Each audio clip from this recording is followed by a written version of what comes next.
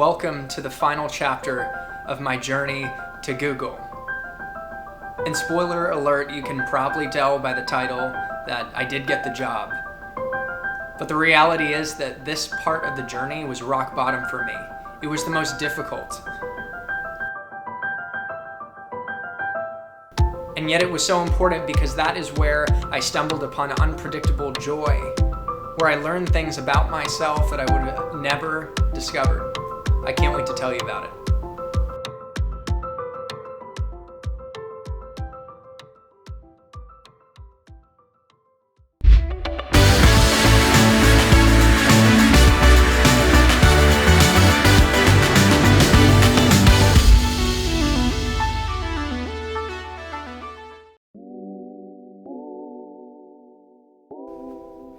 Alright, so here's a recap up to this point. I had a dream to work at Google. I took my moonshot, I went for it. I got through the interviews, I just needed board approvals, and I left my former job prematurely. That was a costly mistake.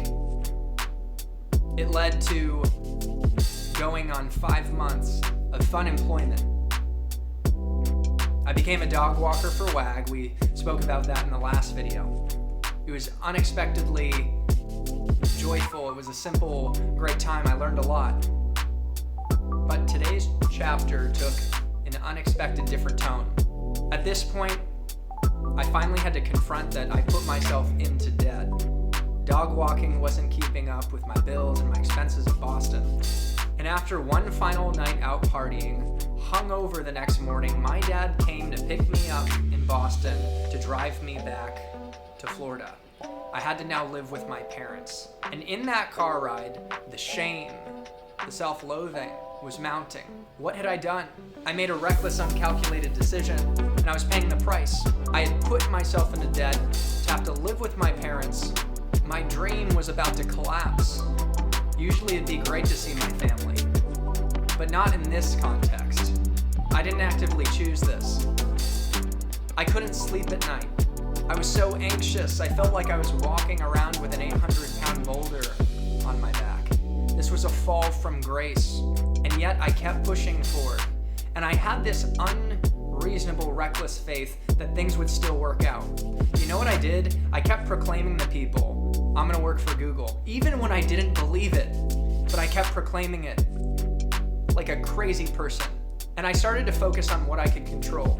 I talked about this in a previous episode when I was about to go into unemployment. When I reframed my perspective from trying to control what I couldn't, external circumstances and events, to focusing on what I could control, my internal state, I started meditating. I started reading more and investing in myself. And here was something unpredictably beautiful that I stumbled upon. In this time, I connected with my life purpose, my singular thrust.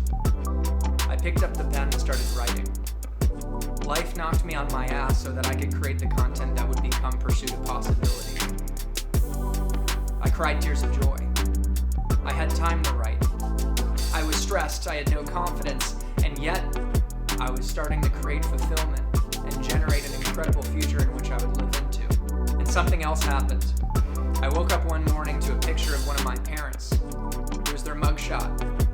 They'd gotten a DUI. This parent had struggled with alcoholism their whole life, and it had such an impact on my family. It was part of the reason why I went off to DC for school, to Boston. I'd gone out to escape it. And I saw that mugshot, and I got a sick feeling in my stomach, and I went to get them from the jail cell. And I was firm with them, but also compassionate.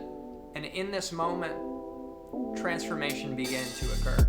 The scars that I had in childhood that were shaped by this parent's alcoholism and unpredictable behavior is what led me down the path of self-exploration, learning psychology, neuroscience, ontology.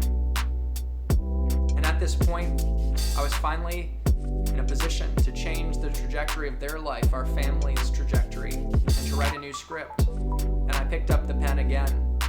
And I wrote a plan for that parent to deal with their difficult emotions that were fueling their addiction based in psychology, neuroscience. I gave them the plan. I took them to AA. And ever since, they've been sober for over a year. They've lost 80 pounds. And they're a whole different human being. I stumbled upon purpose. I changed the trajectory of my family, all because of my reckless choice. I would never trade this chaos for anything. In fact, I can look back and say that radical faith allowed me to experience these transformative moments. I am so grateful, and I still didn't have the job. And I had to think to myself, is it time to let go of my dream? When do you give up on your dream? Because holding on to this dream so dearly to work at Google was keeping me from seeing other opportunities. I was so blinded by it. And I was at a point where I was finally ready to even let it go. And then, when I was smoking a cigar at a restaurant with my family, I got the email. It was from my recruiter. She seemed pretty excited. I spoke to her the next day. I just had one extra interview. And I had that interview. Connected with the people interviewing me. I got the job. And my life transformed in that moment. I fulfilled on my dream and my vision. It took over a year. And that changed the way I experienced myself. It changed the opportunities I would have access to in the future. I cried tears of joy. And looking back, I want to leave you with this. In the face of big dreams, know that you can fulfill on them. They're achievable. You can bring them into existence. But it will take time, and you will face resistance. Unexpected chaos. Things might not go right. Self-doubt. People might not believe in you. But hold the faith. Keep showing up. Keep proclaiming your dreams to others. And be willing to dance with the chaos that unfolds. You are worthy of your dreams. You matter. And thank you for coming on this journey. Thank you for supporting my journey in the pursuit of possibility. That's how all this started. And I'm committed to supporting you, your moonshots, your dreams, and sharing ideas that might be the spark that light up your life. I love you guys. Cheers. Hey guys, thanks for coming on the journey. If you liked my content, if you liked the video, show some love and smash that subscribe. It's a small click for you that makes a big difference for me. And if you want to check out some more content and get some more doses of positivity, check out some of my other videos and tell me what you think in the comments. Love y'all. Peace.